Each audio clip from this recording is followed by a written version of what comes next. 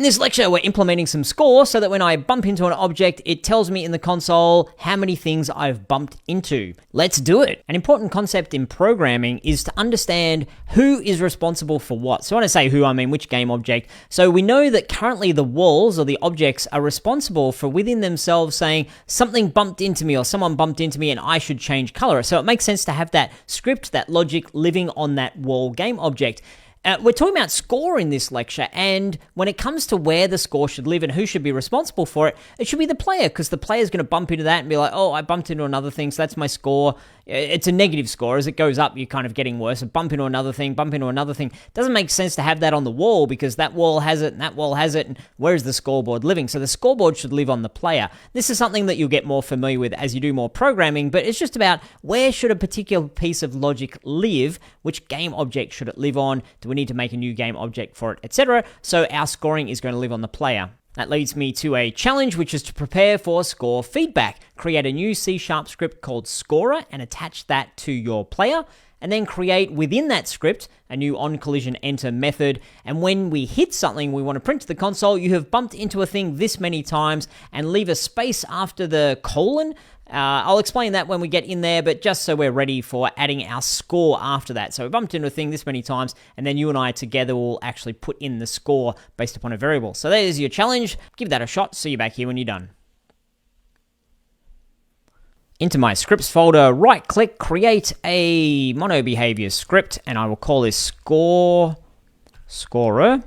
We'll drag that over Dodgy the player, so it's attached. I can click on Dodgy and see that, yes, down the bottom, scorer is there. I'm just going to grab my mover script and move that down so that I've got my scripts together. I think that's a tidy way to do it. I don't need to look at my rigid body at the moment or the box collider, so I will just roll those up in the mesh renderer so that I can get to my mover and scorer more easily if I need to see them. Now let's double click on scorer. Once again, I don't need start and update, which might have you say, well, why are you creating mono behavior scripts then? Oh, it's a little bit of a habit, and sometimes we need them, sometimes we don't. So it's all good. We can easily delete that. Now we want to start by typing on collision enter. As I did before, I'm going to realign my curly braces. And we gave ourselves the challenge of debug.log. What we're going to be doing when we collide with something, debug.log, parentheses, we need quotation marks. And what did I say?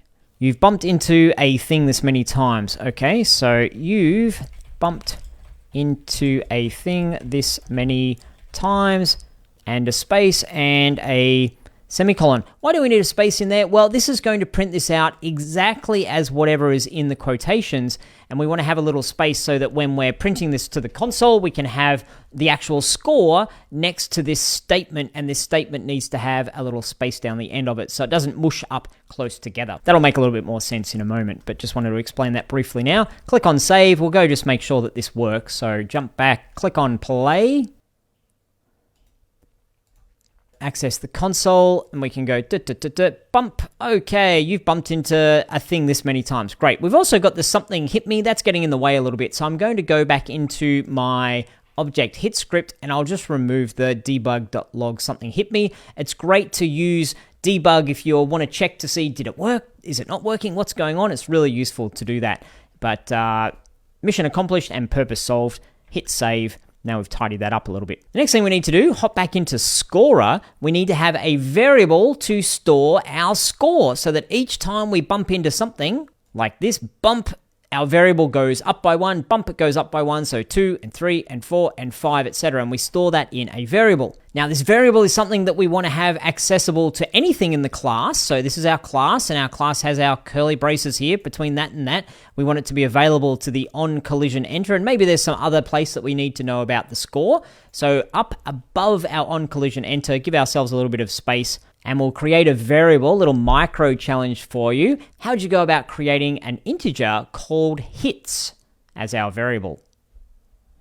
Hopefully this is making sense to you. It's an integer, so we start with int, that's the type, and then we're calling it hits, and we're going to initialize that at 0, because you start off, you haven't bumped into anything at all yet. Now, where would I need to put hits? Where in our code would I place this variable? Within my debug.log, I can have multiple things in here that we're printing to the console one after another. The way that we do that is by using a plus symbol. That's up next to the backspace in the top right of your keyboard. The plus symbol you've bumped into a thing this many times is a statement that'll just print that straight out. And then we just type in hits. And Unity knows that's a variable, and it won't put the word hits there. It will say, what is the value of hits currently? The value of hits currently is 0. So it would just print the value of 0. But we don't want it to stay as 0. We want it to increase each time we bump into something, which means we need a little bit of logic on collision enter. So above our debug.log, we need to say what's going to happen. And literally what we're doing is say the variable of hits now equals what the variable of hits was plus 1, semicolon. So you're saying, I know it's a little bit weird saying hits equals hits. What does that even mean? It's saying, okay, I want you to update the value of this. So the variable called hits, I want you to update its value as whatever it is right now plus 1 more. Shove that over into our box that's called hits. And that will update hits. So each time this statement is happening, it will increase it by 1. And that's the long way of writing it, which is a little bit ugly, but it's the long, hopefully clear way of writing it.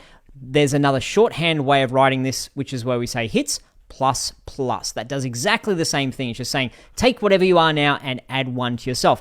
If we did hits minus minus, then it would decrease by 1. Hits plus plus, save, and then jump back over into Unity, and let's see if we get the desired results here.